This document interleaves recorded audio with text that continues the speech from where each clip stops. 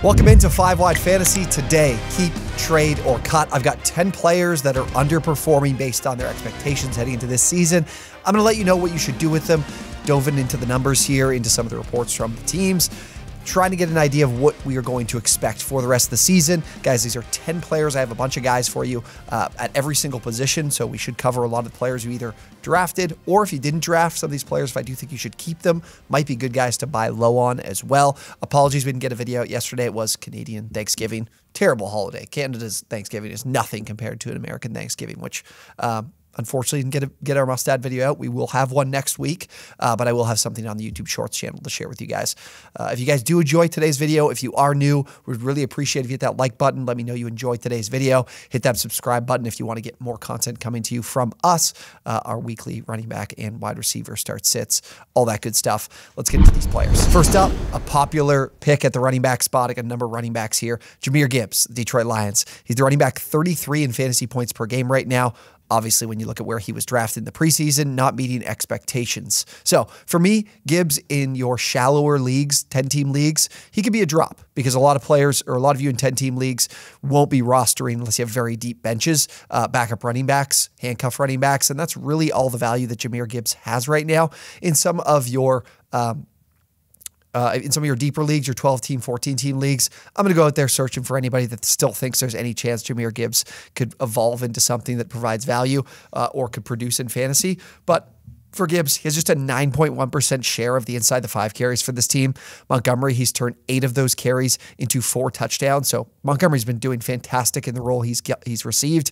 I don't expect that to change. And Gibbs didn't have the profile to score touchdowns leading into his NFL career in college as well. So this was a guy I stayed away from, and this is exactly why. There's no reason for you to change your expectations according to what we've seen this season, because even if he isn't getting the I5 carries, you're going, hey, maybe he's going to catch enough passes. We've seen running backs in the past catch enough passes to be able to still be fantasy relevant. Well, Gibbs ranks 35th in routes run. His 1.15 yards per route run ranks 40th amongst running backs. That is not going to cut it. He's on pace for just 42 receptions, so that's not a high enough volume to be able to sustain fantasy value. You need someone who's going to post at least 50 receptions, and they've got to do a lot with them.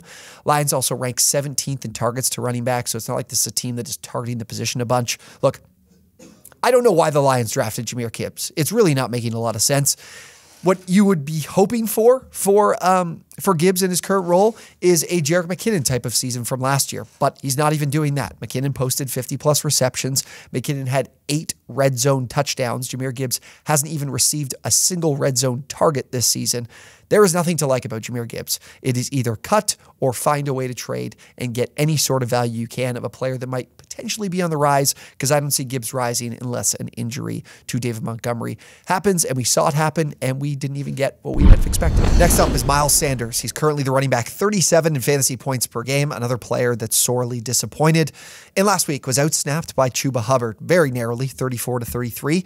Had a slight 9-7 advantage Hubbard did in rushing attempts, while Sanders had a slight advantage in routes run in the receiving game. So splitting the opportunities, not a good sign, especially in a very bad offense. This offense is 25th in scoring, 18.2 points per game. If I'm splitting opportunities on an offense that can't move the ball and can't score points, that is a recipe for disaster. And you look at Miles Sanders, what happened last season? Scored a bunch of touchdowns, and he's not having that happen this season. His offensive line is really struggling in the run blocking department. They're 26th right now in run blocking grade from PFF at just 52, and he's not creating any explosive plays. A 1.9% breakaway run rate, just 1 carry of over 15 yards, averaging 3.1 yards per carry. He ranks 45th out of 57 running backs in broken tackle rate. So I just don't see anything here that is positive, especially when you look at, obviously, those opportunities and those carries being split, the receiving work being split, a bad offense. There could be somebody in your league that still feels like Miles Sanders is a number 1 running back, which can be valuable in a lot of leagues. A lot of people are desperate for a running back.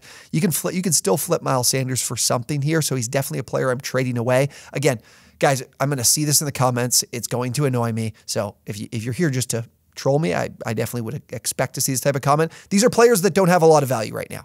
Absolutely. If you try to trade them, there might not be anyone that wants them. But that's why these players are on this video, is because they're players that are struggling immensely. And sometimes you just have to get out and get what you can for them. And right now, Sanders looks like that type of player. Our third of our 4 running backs here, Dameon Pierce of the Houston Texans, is currently the running back 30. This is a player that I do absolutely want to keep, and a player that you should look to trade for and buy low on. So let's get into it. The efficiency, been terrible, awful. 2.9 yards per carry. That is awful. 51 of 58 running backs. He is 51st of 58 running backs in the season in that metric. He also has just one run, much like Miles Sanders, of 15 plus yards. He's 45th in yards after contact per attempt. He was much better in that department last season. And him and Devin Singletary have been hit at the line on over 50% of their rushing attempts. Look, the offensive line has been a huge struggle. C.J. Stroud has managed to get through it, but the running game has not. Being able to block is going to be a major factor in whether or not you can produce in fantasy football. So for Pierce, the underlying numbers here of just pure opportunity are really solid. Like 84 rushing attempts, that's 6th in the NFL. There's only 5 running backs. Derrick Henry, David Montgomery, we've got Moss, Etienne, and McCaffrey. Those are the 5 players that have had more rush attempts than Dameon Pierce, so he's definitely up there in rushes. He has 72.4% of the running back rushing attempts on the season for the Texans. Share is great. Here's the problem, and here's where I think we could potentially see some improvement. He is running into a lot of stacked boxes. For those of you that don't know what that means, that is when you're at the line of scrimmage, how many guys are around the line of scrimmage in between the hashes that are looking to defend the run, and that's stacked boxes 7+. And he has run into stacked boxes at the 3rd most in the entire NFL. Only Christian McCaffrey and Derrick Henry have done it more. CMC behind a terrific offensive line. Henry playing for a Titans team that'll just endlessly run the football with him. So that's 70% of his carries actually on the season. 70% have been with 7+ defenders in the box. So being able to run efficiently in those type of matchups is really, really difficult, especially behind a really brutal offensive line. Where I think this could change and improve is C.J. Stroud's success offensively in the passing game. He's looked very, very good through the first 5 weeks of the year. You're going to see some defenses respect their passing game a little bit more, which they didn't respect much last season. So if that is the case and he starts spreading out more of these defenses, they start playing with maybe some more corners or some more defensive backs on the field as opposed to linebackers, you're going to see some opportunities for Dameon Pierce to run effectively. And their fullback, Andrew Beck, is the only other running back on this team to have an inside the 5 carry. Those have all gone to Pierce. Opportunity is there. The offense is definitely looking a lot better compared to last season. Pierce is the one guy that's lagging behind, but it's because he's seen a lot of stacked boxes to run into, so it's very difficult for him to be efficient. I still think there's an opportunity here for him. I think it's a decent buy low spot, and if you do have him, I know it's been really difficult to play him, really difficult in what he's produced for you, but I think there are some greener pastures ahead for him. Finally, at the running back spot, Rhamondre Stevenson. He's the running back 34 on the season. Definitely a player that was going fairly early in your drafts. Got to move back once Ezekiel Elliott was picked up in free agency, but no doubt disappointing. And the snap share for him has dropped off every single week. Last week was his season low, 51% snap share in week 5. He still held the edge in routes run and even split carries with Ezekiel Elliott. And I mean, the last 2 weeks, the team has been brutally blown out. So even having many of their backs on the field isn't something they've done too much because, again, you're in clear passing situations. There's a lot of times they'll just go 5 wide and look to throw the ball as often as possible. But the thing for the Patriots, it's a major problem, is the offensive line, is the blocking. 54.8 run blocking grade from PFF, which is 21st. They're 27th in stuff rate. Like, they're just not moving the pile and being able to create situations to run effectively in. And the thing is like, Stevenson's been bad, but so has Zeke. Like, they've both been terrible. Neither of these players are creating yards after contact. Their 1.7 yards after contact as a team is 31st in the NFL. So huge problem there. And the other thing that's been an issue for Stevenson is the receiving game. Receiving work hasn't been there as much. 9.8% target share is 21st amongst running backs. So look, the team has been awful. The matchups are difficult. This was a team that came into the year with the most difficult schedule in the entire league, and it's rearing its ugly head for Rhamondre Stevenson, who also has to share those snaps and those touches with Ezekiel Elliott. But he has had 68 carries, which is 13th in the NFL. The only inside the 5 carry the team has had has gone to Stevenson.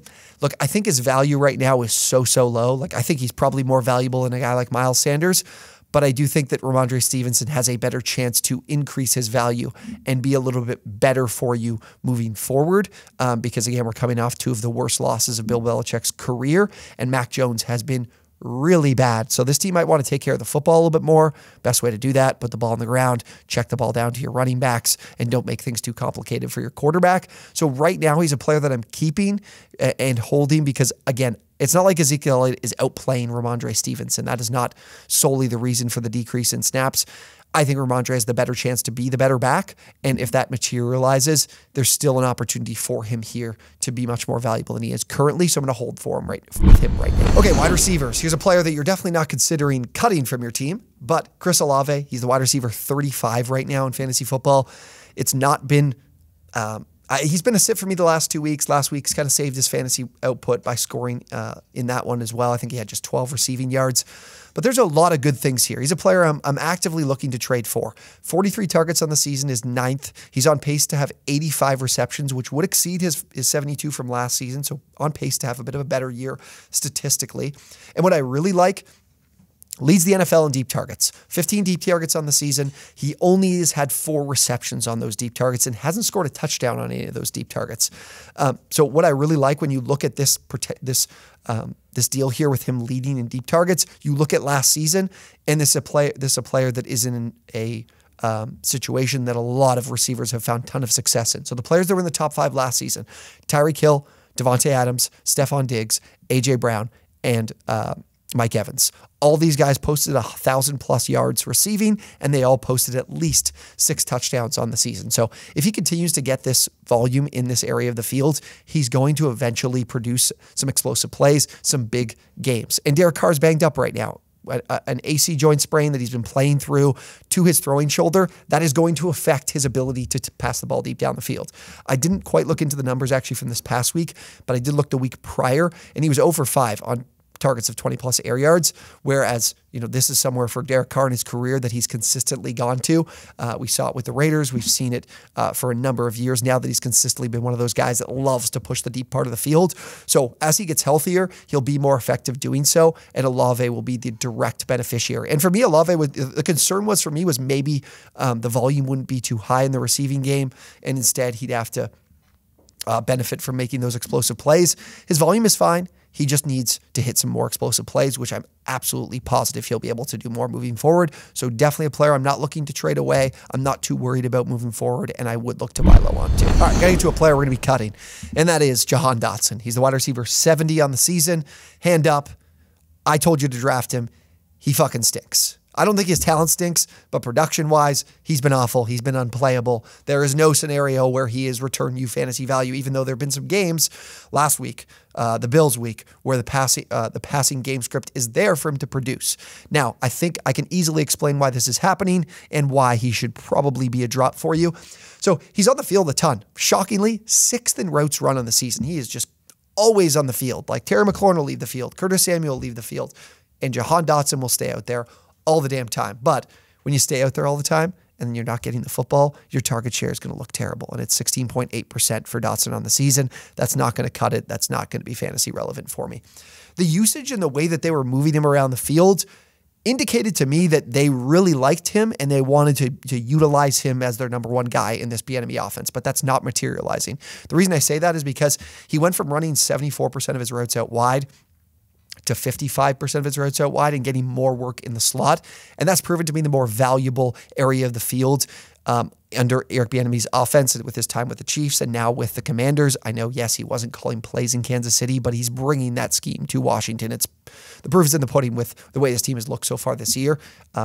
But what has happened is, much like in Kansas City, the tight end position. So we've taken a room that is already competitive. Like Terry McLaurin's a great talent. I like Curtis Samuel as well. And then we also add the tight ends being more involved than they were last season, and that spells major trouble for Dotson. So Washington ranks 5th in tight end targets on the season. Last season, they were 22nd. So that's a huge difference from last year, and that's going to take away from a Terry McLaurin, take away from a Jahan Dotson and their volume.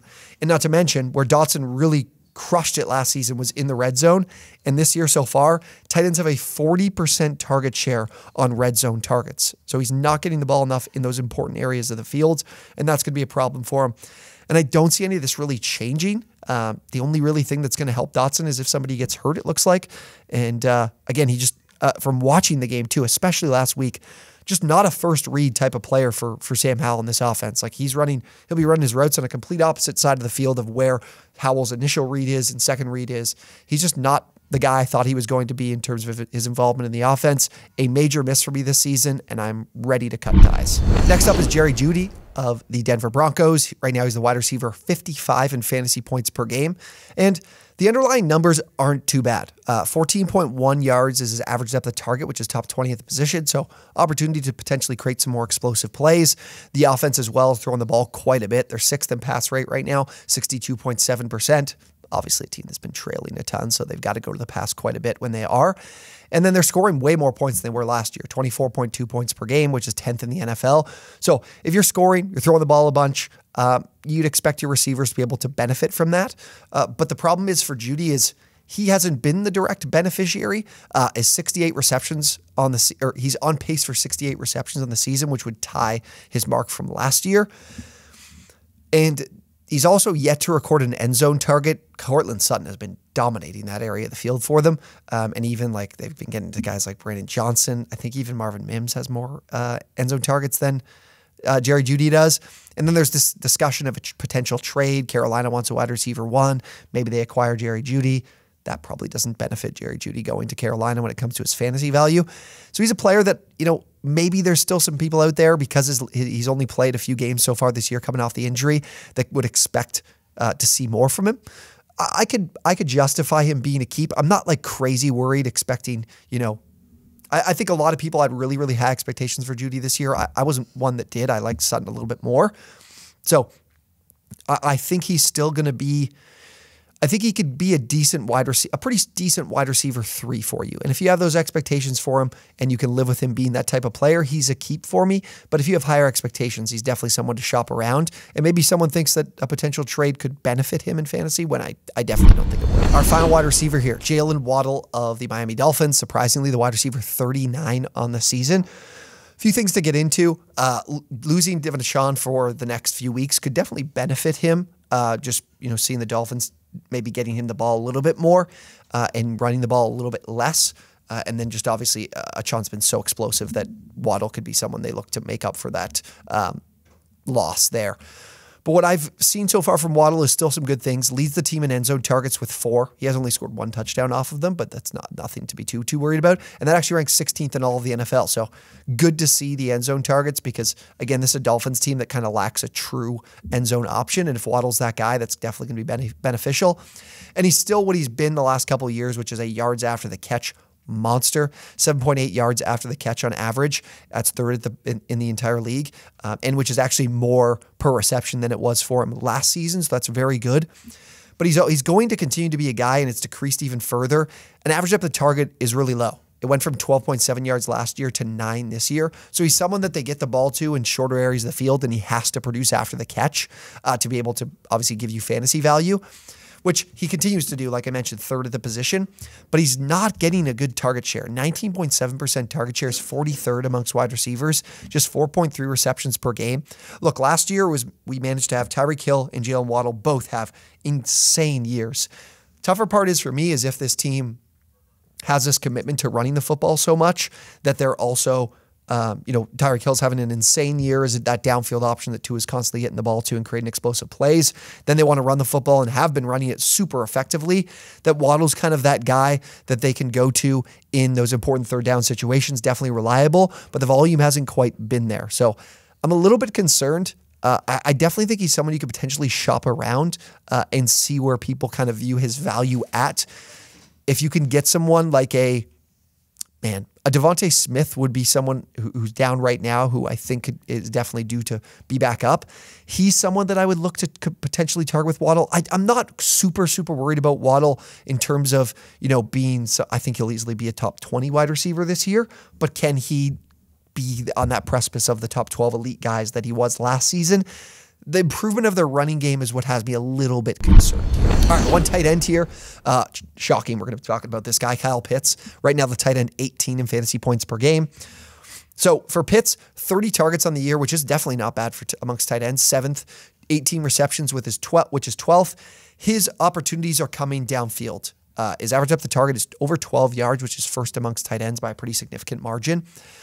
And he has 5 targets of 20-plus air yards, which is also first amongst tight ends. And Ritter's actually been doing a really good job downfield, 52.6% completion percentage on these deep passes, which is 5th amongst quarterbacks. Despite that, Pitts still hasn't been able to be fantasy relevant. He's the tight end 18. He's basically unstartable. Still not seen end zone targets this season. Hasn't seen one yet.